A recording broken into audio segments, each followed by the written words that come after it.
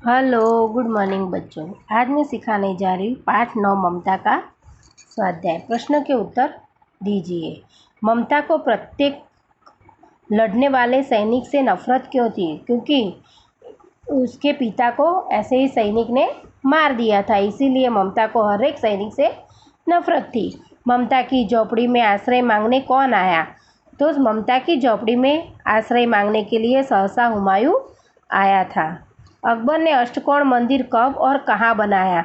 तो अकबर ने जहाँ पे हुमायूं चौसा युद्ध में से थक कर आया था और जिस जगह पे वो रात वो झोपड़ी में रुका था, वही झोपड़ी की जगह पे अष्टकोण मंदिर 47 सालों के बाद अकबर ने बनाया। घोड़े पर सवार होते हुए पथिक ने मिर्जा से क्या कहा? घोड़े पर सवार होते हुए पथिक ने मिर्जा से कहा कि मैं इसे कुछ न दे सका, पर तुम इस झोपड़ी के बदले उसे एक मकान अच्छा बना देना। किस बात से पता चलता है कि ममता सबके सुख दुख की सहभागिनी है? तो जब ममता का शरीर निर्जीव हो गया था, यानी कि निर्बल हो गया था, तब उसके आसपास गांव की 2-3 स्त्रियां उसकी सेवा में लगी हुई थी। हुई बात से पता चलता है कि ममता सबके सुख दुख की सहभागिनी थी। प्रश्न दूसरा, नीचे दिए गए वाक्यों को निर्देश के अनुसार भिन्न भिन्न कालों में परिवर्तन कीजिए। 1. तेनालीरामन के बारे में अनेक कहानियाँ प्रचलित है। अब इस वाक्य को बच्चों हमें भूतकाल में करना है, तो इसमें क्या होगा कि तेनालीरामन के बारे में अनेक कहानियाँ प्रचलित थी। हमें यहाँ पे है के बदले थी लगाना है, तो वो वाक्य भूतकाल हो जाएगा। सुबह होने पर हिना अपने बेटे को साथ लेकर उद्यान में गई।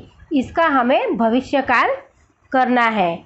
तो सुबह होने पर हिना अपने बेटे को साथ लेकर उद्यान में जाएगी। तो यहाँ गई है, उसके बदले क्या आएगा? जाएगी, तो उसका भविष्यकाल हो जाएगा। प्रिया का गृह कार्य जल्दी समाप्त हो गया, उसका हमें भविष्यकाल करना है। तो प्रिया का गृह कार्य जल्दी समाप्त हो जाएगा, तो गया के बदले हो जाएगा, तो वो भविष्यकाल हो जाएगा।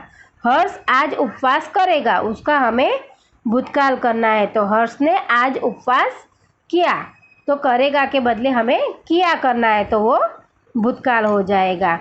मनोज अक्सर जागता रहता था, उसका हमें वर्तमान काल करना है। तो मनोज अक्सर जागता रहता है, तो था के बदले हमें क्या लिखना है, तो वो वर्तमान काल हो जाएगा। प्रश्न तीसरा, शब्दों के अर्थ देकर वाक्य में प्रयोग कीजिए।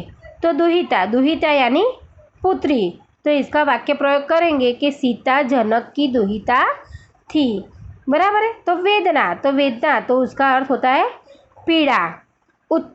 उत्कोच यानी रिश्वत देना। जीर्ण यानी पुराना हो जाना।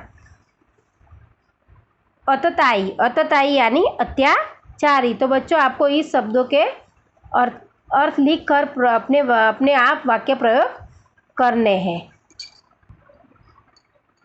प्रश्न चौथा, नीचे लिखी कहानी एक वचन में है, इसे बहुवचन में लिखकर उच्च स्वर में पढ़िए। तो यहाँ पे ये पूरा पैराग्राफ एक वचन में दिया है, तो ये पैराग्राफ हमको बहुवचन करना है। तो एक चिड़िया पेड़ पर रहती थी, तो यहाँ पे एक दिया है, तो हमें एक के बदले बहुवचन में क्या लगाएंगे? अनेक। तो अनेक चिड़िया पेड़ पर रहती थी, उसका घोंसला जंगल के पास था, तो उसके का क्या हो जाएगा? उनका घोंसला जंगल के पास था। घोंसले में अनेक उसके 3 बच्चे थे, तो हमें यहाँ पे उसका क्या करना है? उनके घोंसले में उनके 3 बच्चे थे, वह अपने बच्चों के साथ रहती थी, तो वे अपने बच्चों के साथ रहती थी। तो यहाँ वह का क्या हो जाएगा? बहुवचन में वे हो जाएगा। एक दिन एक शिकारी वहाँ पे आया, तो यहाँ पे हमें बहुवचन करना है।